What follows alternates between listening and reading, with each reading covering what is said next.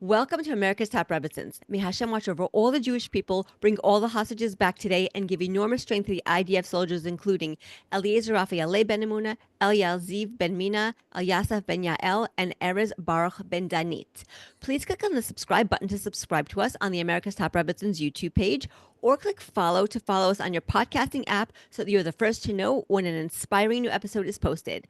My name is Vera Kessler. I am a life coach. I specialize in transformational life coaching and also in accountability coaching. So if you're ready to step out of the chaos and step into a life where you are so excited to get up each and every morning, we can make it happen. Please click on the link on my website, which is in the show notes below, and you can schedule a free discovery call. Today, I'm very happy to have on our show Beverly Chimes. Beverly is a social worker and a life coach with more than 20 years of experience. She is an expert at helping people untangle complex situations and relationships so that they can take care of their inner world and show up for themselves and for others with more ease. When people are ready to be done with the overwhelm and ready to build a vibrant new life for themselves, they come to Beverly. Wow, thank you so much for being here. Please tell us more about yourself and what you do. Hi, I'm so happy to be here today. So, I'm Beverly, and as you said, I'm a life coach and social worker. I help women overcome burnout and get their life and self back. What we do is together we understand exactly what she's done with doing and what she Yes. wants to change.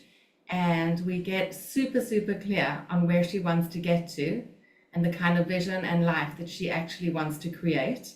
And step by step, I help her let go of all the old stuff that's holding her back and build the skills and the tools and mindset that she needs in order to go forward and really get to the life that she wants. That's so beautiful. That's really, really beautiful. I love that. And we're going to be talking about a lot about that today because, we're going to be talking about your specialty, which is avoiding burnout, balancing life, and handling overwhelm. This is what we all really need right now. Absolutely. Yes. So without any further ado, let's dive right in. Because it's true that women are juggling so much work, kids, husbands, aging parents, the house, community activities, friendships, and so many other things. It's hard not to feel overwhelmed. We keep going and going and going, and then we get Yeah. burnt out. And if we recover, we start over again in this vicious cycle, and it just does not stop. So, can you please shed some light on this topic of living a balanced life so that we don't feel like we're exhausted and drowning all the time? Great. I have so much to say about this. Awesome. So, I don't really look at building a balanced life. What I look at is building a life that encompasses all the pieces that are important. So, that might mean they're not all happening in a day and they're not all happening in a week. And sometimes they're not all even happening in a month. But to me, a life with all the pieces being important enough to get their space and the person being in a state of well-being that they can manage, that they're not feeling they're panting at the end of every day, that to me is the aim more than looking for a balanced life. I love that. I love that. So let's flesh it out a little bit. Like, what does it look like when you say, that you're trying to build a life that encompasses all the pieces that are important? Can you just like paint us a picture of what that might look like? Sure. One of the things I do with my clients is I discuss life as a puzzle. Okay. So if we're building a puzzle, there's a whole lot of puzzle pieces. Some are bigger, some are smaller, some are brighter, some are dimmer. And as adults, we get to say, okay, these puzzle pieces have to be in. Like I have no choice in that.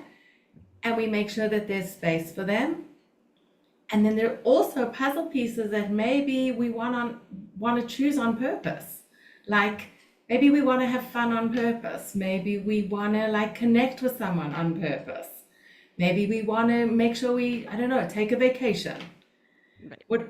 Whatever the puzzle pieces are, both by urgency and importance, I want those all in someone's life. And it's really about adjusting how big do I want that puzzle piece to be. Like at the moment, each puzzle piece feels like it takes up the whole puzzle. Right. So how do I like shrink it down to the size that I'm more comfortable with it being? And Right. That makes that's it where we more get sense. into Yeah. the work. Right. Okay. So that's yes. And then we're going to talk about that right now because so many people listening can really, really relate to this because they have so much going on in their lives. And like you said, each puzzle piece feels like it's so big. Like, how am I going to do all this and fit all the other things in at the same time? And quite often, like you said earlier, we're trying to fit everything in into one day. And sometimes it doesn't Exactly. fit into one day. It fits maybe into a week or into a month or even a longer period of time. So this is a really, really important concept. Yeah. I think one of the things is that we overestimate, there's a saying, I don't remember who said it. We overestimate what we can do in a day and we underestimate what we can do in a year. Like we're on the go so much, we're pressurized and kind of feeling forced to accomplish so much in one day. And I'm not sure it all has to get done today. There are things that have a deadline for today, but sometimes we put a deadline on something that doesn't actually need a deadline for today. So coming to a place of choice where, like, you know what, that can actually wait till tomorrow, or I'm going to put this in my calendar for next Tuesday and I'm going to take care of it, is kind of a foreign concept for a lot of people It's because we're true. Yeah. always pushing on the urgent, but not Always. everything's actually urgent. Okay, then that's a very, very good distinction. So, can you give us like an example of something that wouldn't be so urgent that we must fit it in today? Okay, so say I want to make a will because it's really important to make a will. Now, Okay. I don't have to do that today, but I can set up an appointment with a lawyer in 3 weeks' time and know that it's on the calendar. I'm committed to it. It's important to me. I'm going to make it happen. But I don't have to force myself to make it happen today. And I don't have to feel so pressurized that I can say, oh, I can never do this. No, Right. this is something really important, and I'm going to make sure it gets its slot. Definitely making a will is for sure. Yes, but it's a Totally. it is. Totally. It's a priority, but not one that has to get done today. Maybe you can make a slot in your calendar on a day that you don't have 17 other things to do. We don't have to feel so pressured. Exactly. Hmm. Yeah. The urgent is always going to get done. Right. That's the nature of it being urgent. It has a deadline, it has a demand, and it's always going to get done. Sometimes, as I said, we classify things as urgent that are not actually urgent, and the important gets pushed aside because of the urgent. Right. So, That makes say sense. I want to go and visit an elderly relative. Hmm. The school parents' evening is going to push that away because it has a set deadline. A project at work is going to push that off. A meeting that I have to attend that's only happening at this certain time, those are all demands with a time set that have to be met. Right. So then I want to choose the important things and say, you know what, I want this in my puzzle. Like I want to make sure I go and visit this person once in 2 weeks, and it's important enough for me, and I want that in my life puzzle. Beautiful, but doesn't have to get done today because there's the meeting, there's pickup, like you have to pick up your kids from school or you have to drive them to school. Exactly. There's yes. Everything's got time, like time deadlines on it. Exactly. That yes. And that makes a huge difference. It really, really does. And that's a good way to distinguish. There are things in your life that have a time deadline and things that don't. Things that are more I call them evergreen. You can do them, Yeah. not that they shouldn't be done, not that they're not priorities, not that they're not important, but you don't have to get them done today or tomorrow or even the next day. You can do it next week or the week after. You're going to Yes. do it, but it doesn't have to be right away. Yeah. Thank you for distinguishing that. So I know that you give women tools, like actual tools that empower them to deal with these various issues and activities and challenges in their lives in a fresh and easy way. So can you please share with us some of those tools and how women can apply them to their own lives, in a practical way, starting today? Okay. So there's two things that I want to start with. Great. The one is we got to take a break. Got to take a break on purpose. Like no one's going to come up to you with a cup of coffee and go like, you need to stop now. Okay. I I, wish. I haven't had that happen to me yet. You tell me if you've had that, but I No. haven't. So we've got to do that for ourselves.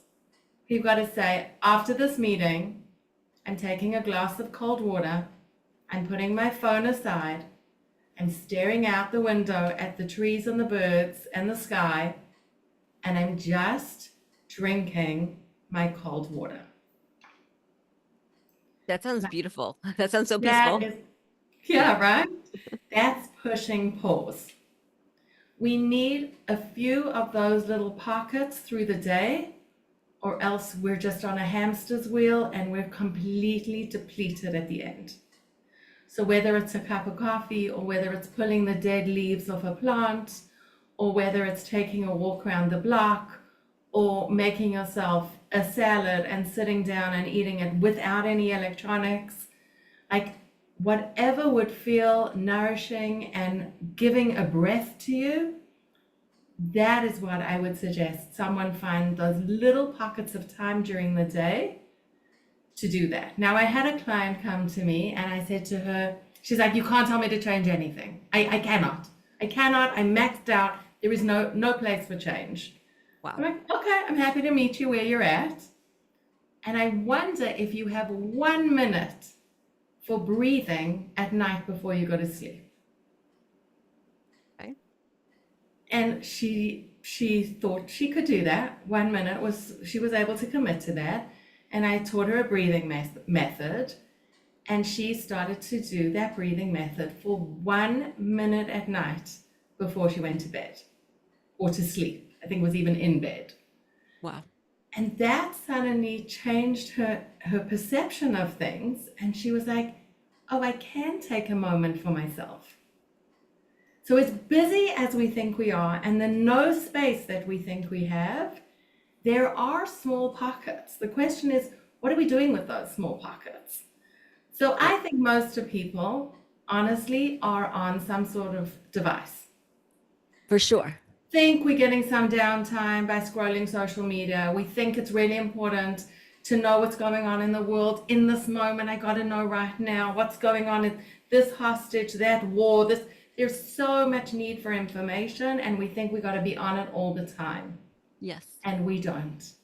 So every time we're going on that, we think we're taking a moment out. We're not. We're depleting ourselves more. There are a whole lot of thoughts and emotions that are being sparked by whatever it is we're seeing on social media, whether it's that perfect person or that perfect vacation or that horrible news or this tragic thing. It's not giving anyone a break. It is just intensifying the feeling of overwhelm. It's intensifying the feeling of stress. So there's a Dr. K who runs a gaming website, and he says, when you get to the end of the day, ask yourself, am I satisfied with my device usage? An interesting question. Okay, what does he mean by That's that? an interesting question, because he's not Yeah. saying go on a fast, and he's not saying only allow yourself this amount of time. It's like, ask yourself, for me, at the end of my day, was it too much? Was it too little? What did I use my device for? Right. Like, did I feel good afterwards? Did I feel worse afterwards? And then make the changes that you really need to make to be putting more good stuff into yourself. I'm so glad that you said that because I've been feeling recently, actually not so recently, for many years now, but I've been noticing it recently that when I am on any device, whether I'm on my computer or on my phone, I feel weaker. I feel more tired. I feel more Yes, depleted. And I'm like, I didn't absolutely. do anything. I was just sitting, you know? And you probably thought you were taking a break by going Yes. on to it. Right? Yes. Yeah, yeah, but no, No. exactly. And I really appreciate you pointing that out because it's not so obvious. Like it really isn't so obvious. But I see it again and again and again and again. Right. I also think women have this concept of like women multitask. Yes.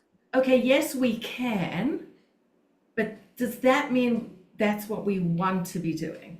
Because Exactly. when we're multitasking, we're nowhere completely. We're a little bit here, a little bit there. Nothing is getting done to our level of satisfaction. And we're just feeling torn. Right. So a better approach would be, now I'm doing this. When I'm done Right. with this, I'll move on to the next thing. But doing the little bits and pieces leaves someone feeling less focused, more scatty, more pressured, more intense. It's true because when we focus on one thing, we're being more mindful. We're really being more Yes, mindful.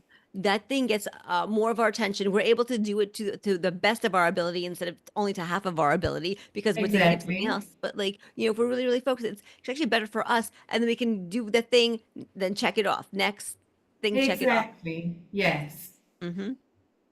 I love that. Another thing that I love to work with my clients on is creating joy on purpose. Oh, I love that. Okay.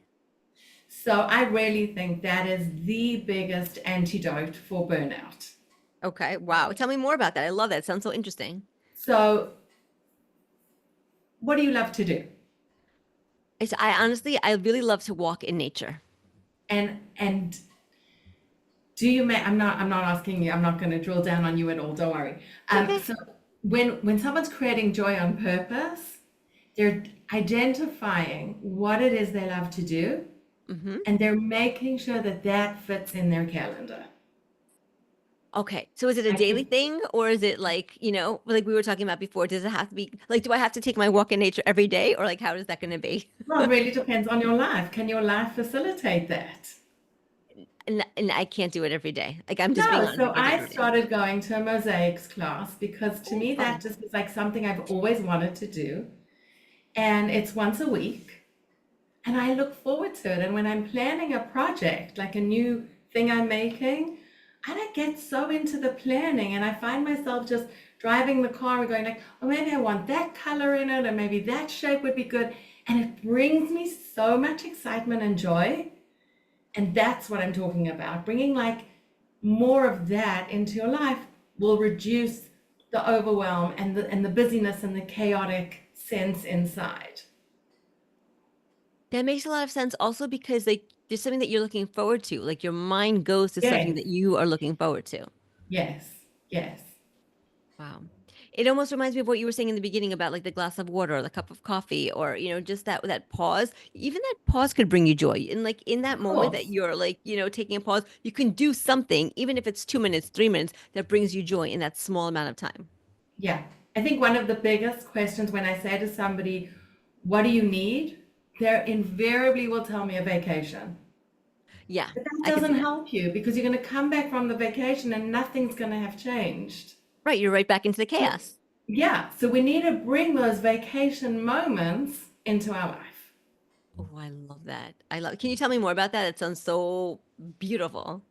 So I think that's really just a phrase of what I've described until now, like Okay. taking that pause, taking that moment, drinking that coffee, drinking that cup of water, maybe making a phone call that you really want to connect with someone, and then bringing in joyful things on purpose, like saying, okay, you know what? Once a month I can go to this, or once a week I can do that.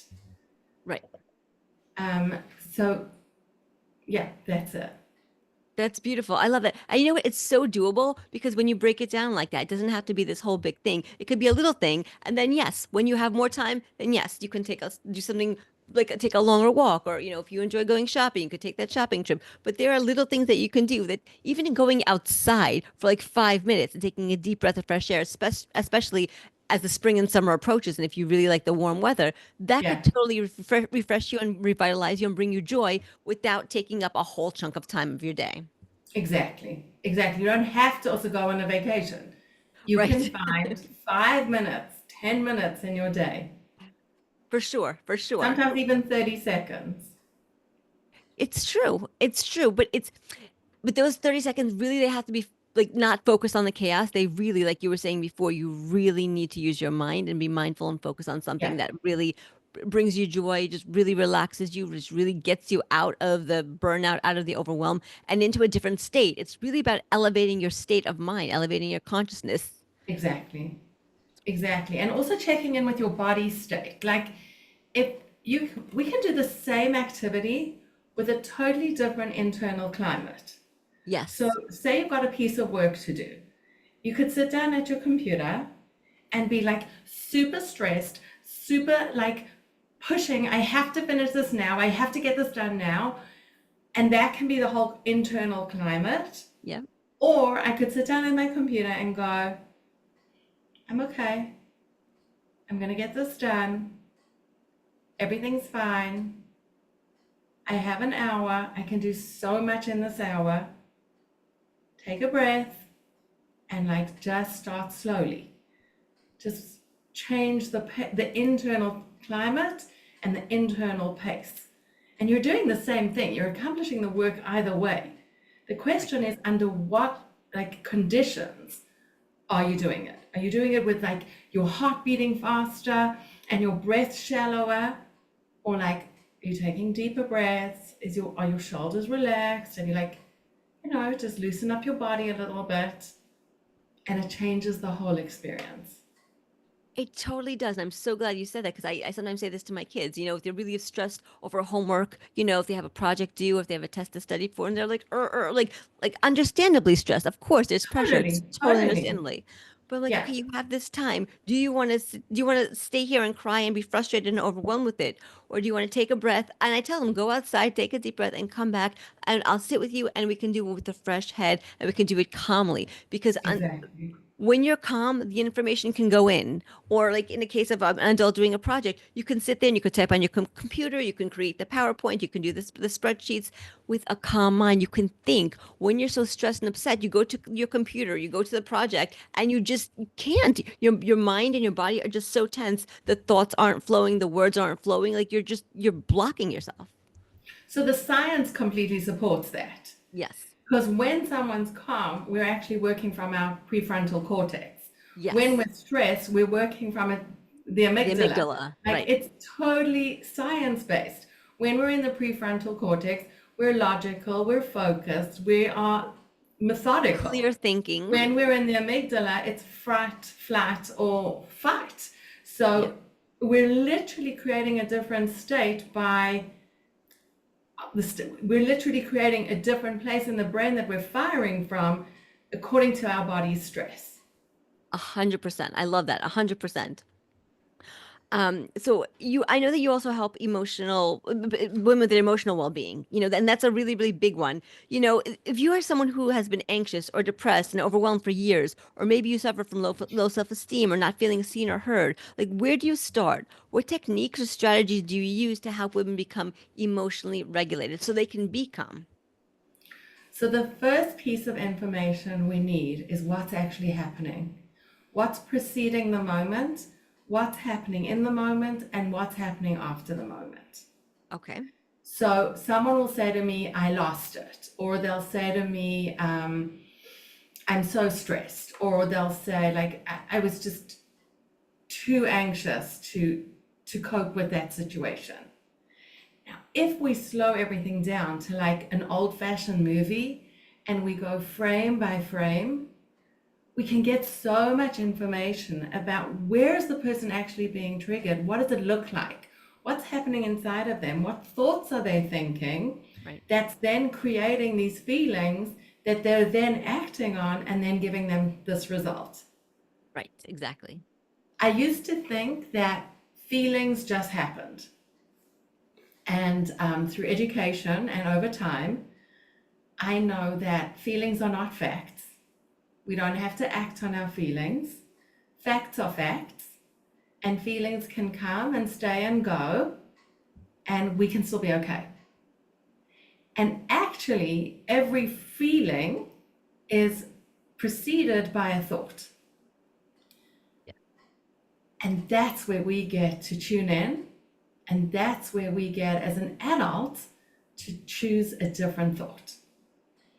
The amazing thing about being all grown is that we can make changes and we can stop having to do things the way we've always done them.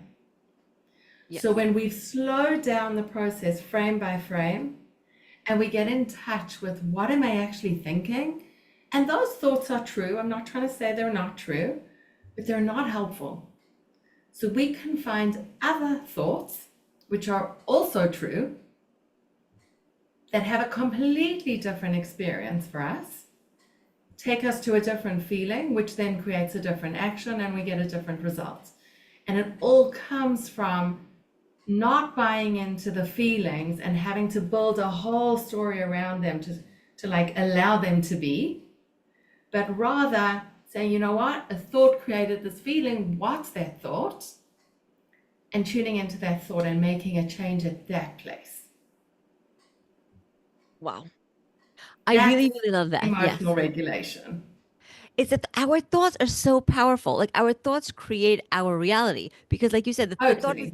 the thought is the seed. You plant the seed, right? You plant the seed in the garden, and a rose bush could grow, a tomato plant, a tree, Mm-hmm. whatever it is. So your thought plants a seed, and then right, the thought leads to the emotion, and the emotion leads to the feeling all over your body, and then you explode with whatever it is, sadness or rage or depression or anxiety, and then all of a sudden you're taken over by this emotion that started from this tiny little thought. Like that was the originator, that was the seed. Yes. Yes. And by changing the seed, you can change the type of emotions you're having, the type of feelings you're having, and ultimately the outcome of whatever it is that you're going through. And it's so, so profound.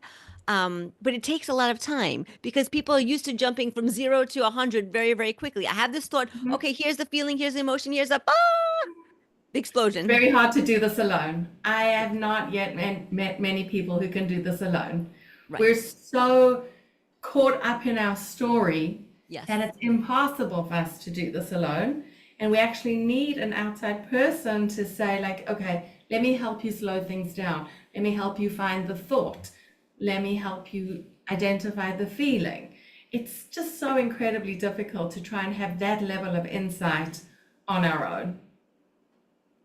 You hit the nail on the head. You really did. And that's why it's so important to work with a life coach or with a therapist or some kind of trained professional who's outside of you. It's so different.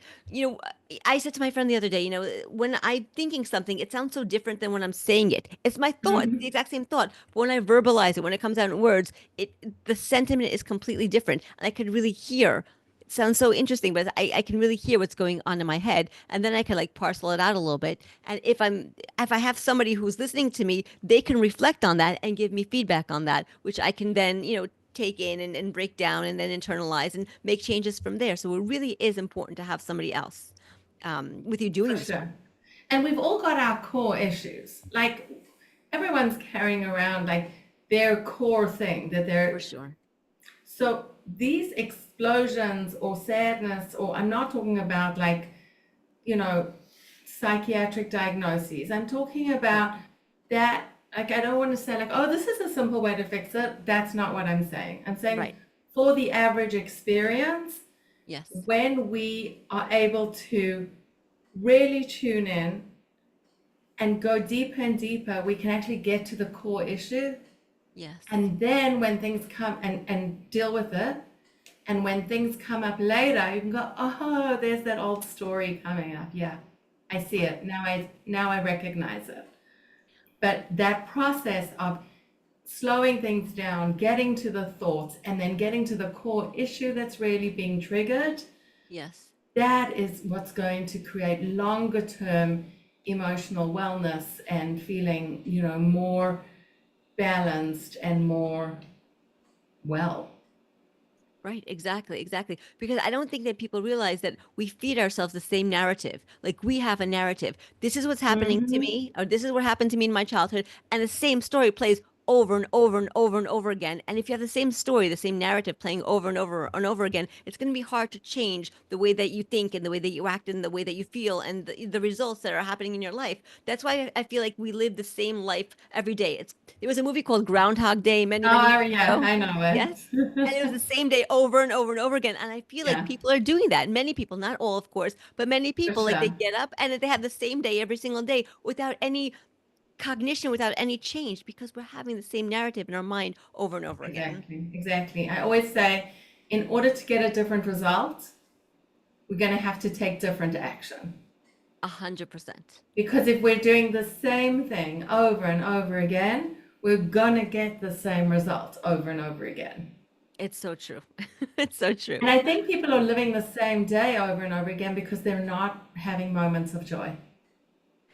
You know what? I believe that too because it's so monotonous. It's like get up in the morning, make Yeah. the kids lunch, breakfast, go to work, come back, bath time, bedtime, Hmm. homework, all that, and then start the day again. And it's a cycle. Exactly. Yes. Yeah. There's no break Nope. and there's no joy on purpose. And there's no pause for thought either. Like in Yeah. that break, you Oh, for can pause sure. for thought. Yeah. Absolutely. We have Yeah. time for one last question, but since I love personal stories, I wanted to ask you if you can please share a story or two about someone who you know who like really, really struggled with this overwhelm and burnout that we've been talking about, but then who did the work, like we were talking about, like who did the work and who now lives a life of joy, of confidence, and of emotional regulation. Sure, I have lots. Oh, I love it. Okay, great.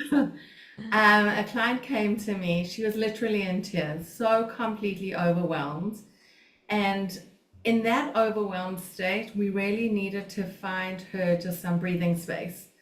So I asked her to put all her tasks down on a piece of paper, and she then highlighted anything that could actually be done by someone else. And she began to delegate. Once she began to delegate, she began to breathe. Yeah, And her initial feeling was like, I cannot go on like this. right? Once we got that delegation going on, she was breathing a little bit.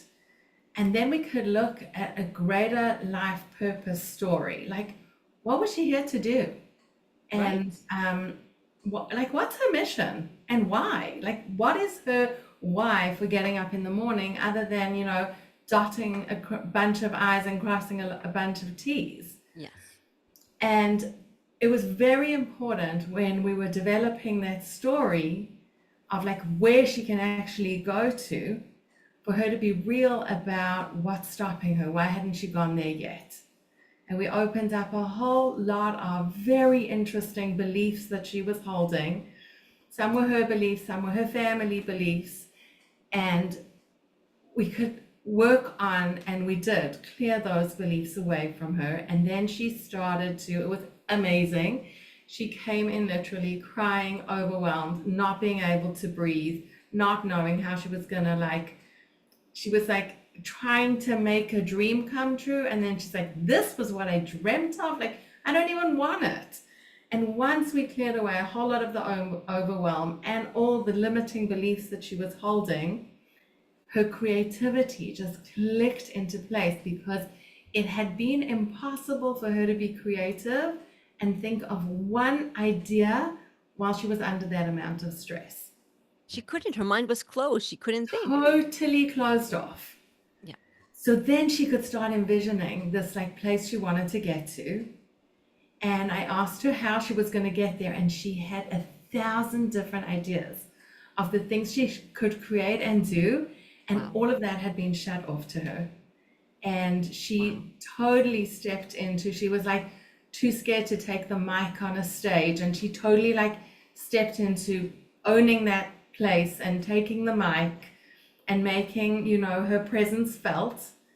And she ran with it, and she's just created the most unbelievable things. Wow. And she does things like on purpose, and she takes time out for herself, and she structures her days. There are busier times, but on the whole, she tries to structure her day in a way that she can breathe and she can manage, and she can be that version of herself that she dreamt of for herself and for her family and for the community. You know what it was? It's Incredible. because you helped her live life on purpose. You know what I Yes. mean? She was living life. She was alive. She was existing. She was But functioning. She also was she was doing. doing too much. Yeah. She Right. was Right. doing everything urgent, and Yeah. she hadn't yet got to the important because Right. the urgent filled her day. 100%. And now she was using the important to live her life on purpose with a purpose of Yes, things that are important to her. absolutely. I love this. And you brought up something interesting, and I want to ask you because this is so prevalent right now with limiting beliefs, and so many people have limiting beliefs.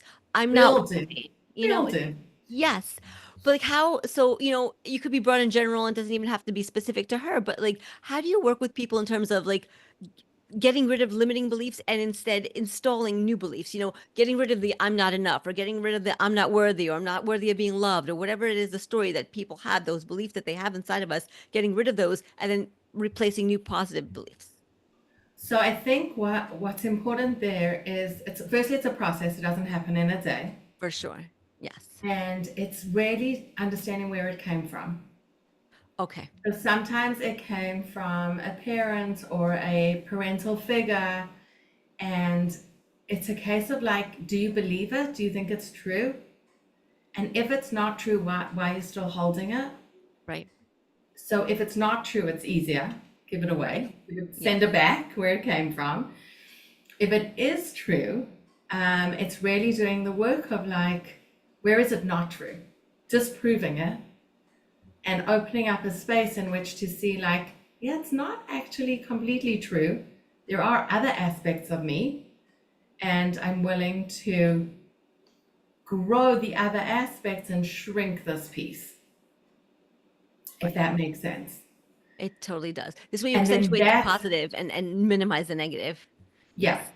Hmm. I have to say, most of the women I work with have a very strong internal critical voice. Yes.